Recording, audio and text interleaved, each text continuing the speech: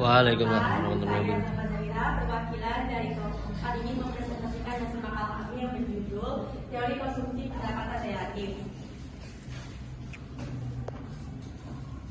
Pengertian konsumsi. Konsumsi dapat diartikan sebagai kegiatan yang dilakukan dengan tujuan menghabiskan nilai guna. Di samping itu, tindakan ini juga untuk memenuhi kebutuhan baik individu atau bersamaan. Orang yang melakukan kegiatan konsumsi dapat disebut sebagai seorang konsumen.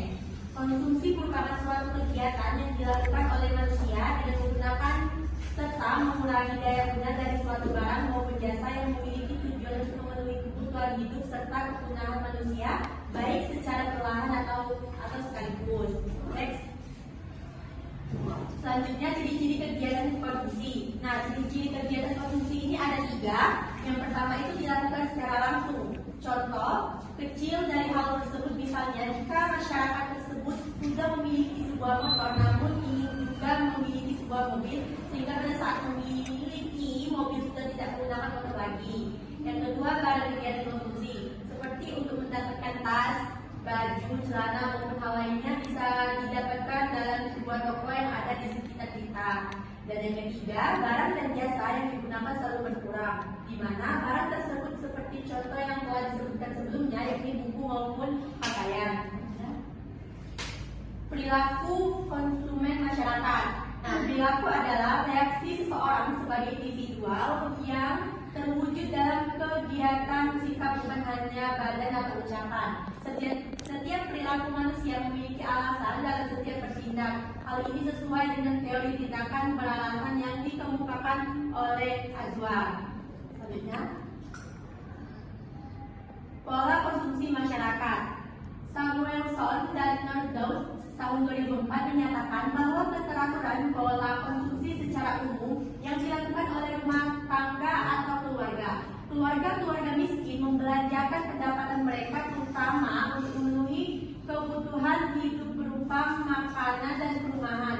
Setelah pendapatan meningkat, pengeluaran makan menjadi naik sehingga makanan menjadi bervariasi.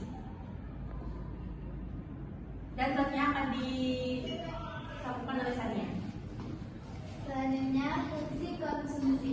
Fungsi konsumsi merupakan hubungan antara tingkat pendapatan siap pakai dan jumlah belanja konsumsi. Konsumsi dapat diartikan sebagai bagian pendapatan rumah tangga yang digunakan untuk membiayai pembelian aneka jasa dan barang. Konsumsi selalu berubah sesuai dengan naik turunnya pendapatan. Jika pendapatan meningkat, maka konsumsi akan meningkat, dan sebaliknya jika pendapatan turun, maka konsumsi akan turun. Selanjutnya, faktor-faktor yang mempengaruhi konsumsi. Ada beberapa faktor yang mempengaruhi konsumsi masyarakat. Yang pertama, pendapatan individu atau rumah tangga adalah faktor kunci yang mempengaruhi tingkat konsumsi. Semakin tinggi pendapatan, cenderung semakin tinggi juga tingkat konsumsi. Yang kedua, harga barang dan jasa mempengaruhi daya beli masyarakat. Ketika harga suatu barang naik, ceteris paribus, konsumsi cenderung menurun karena masyarakat membeli lebih sedikit atau mencari alternatif yang lebih murah. Selanjutnya, baiklah, kesimpulan dari presentasi kami kali ini, teori konsumsi adalah teori yang mempelajari bagaimana manusia atau konsumen itu memuaskan kebutuhannya dengan pembelian atau penggunaan barang dan jasa.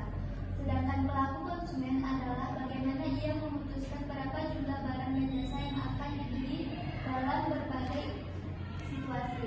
Fungsi konsumsi adalah suatu kurva yang menggambarkan sifat hubungan di antara tingkat konsumsi rumah tangga dalam perekonomian dengan pendapatan nasional perekonomian tersebut. Fungsi konsumsi dapat dinyatakan dalam